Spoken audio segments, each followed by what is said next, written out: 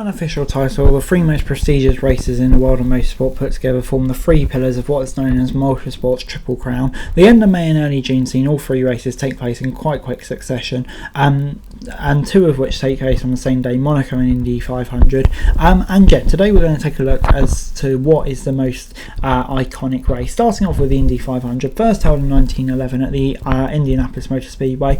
And yeah, four drivers have won it four times, Al Usner, Rick Mears, AJ Foyt and Helio Castro-Neves.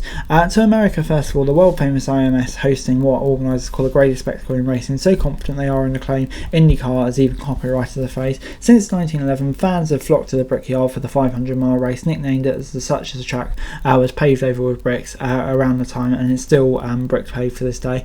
The mathematics are simple at the IMS, four turns at the iconic oval, which measures exactly 2.5 miles long, needing 200 laps of racing, but the tactics, drafting, bravery and sheer speed involved make it gripping viewing every year. It's evolved into a blue ribbon event on the IndyCar calendar in the modern day, awarding double points in the championship for each race, and preparations begin weeks in advance. Taking place early on Memorial Day weekend at the end of May, the tradition started at the IMS and was made available for practice no later than the beginning of the month, leading a long lead up time for the other drivers to prepare for the month of May in IndyCar circles. In other pre-race traditions, qualifying takes place the week before the race, with a bump day, meaning a driver or two won't make it, as well as the Fast Six, so the six fastest drivers compete for pole. On race day itself, it's typical American kind of show, and the gripping action is decided. The winner is presented with a bottle of milk of their choosing, dating back to 1936.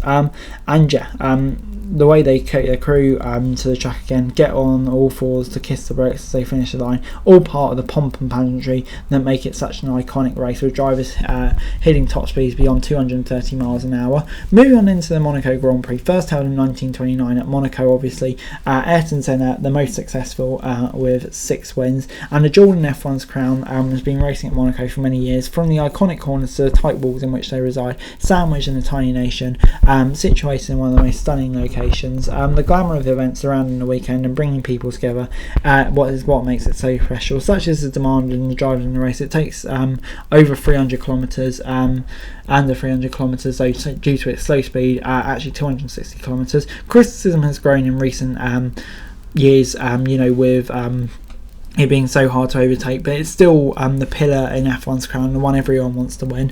Moving on into Le Mans, and it was first held in 1923, obviously in France, and yeah, Tom Christensen's won it 9 times. The pinnacle of endurance racing, seen teams chested to the limit. Instead of running over a set of laps, it's over who can go the distance in 24 hours. Le Mans is celebrated its centenary running, with the average being 8.47 mile track, and it's 38 corners, playing host to around 180 drivers taking part each year, which makes it the spectacle that it is. The 3-person team share duties, and it combines day and night driving, passing lap cars real quickly. The earlier decades of the races saw team use 2 driver teams, and then even drivers who look to compete the race solo to save time on pit stops, but the practice was banned due to understandable safety concerns. The record distance covered from Le Mans at 2010 saw the winning Audi crew of Mike Rockefeller, Timo Barnhard and Roman Dumas taking 397 laps of the track of what works out more than 6.5 Indy 500s and 18 times the standard F1 race.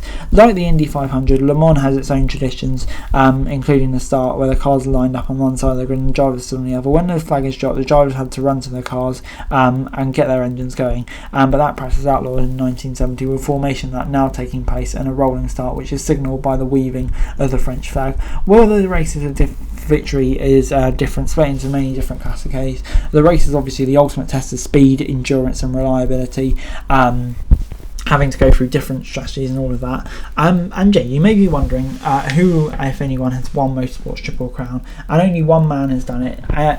Graham Hill, a 2-time F1 world champion, and Mr. Monaco as he was known, and in '66 he would take victory at the Indy 500, and yeah, that obviously led to him obviously looking to do Le Mans, and he took the top step in 1972 and is still the only person in history to have won it.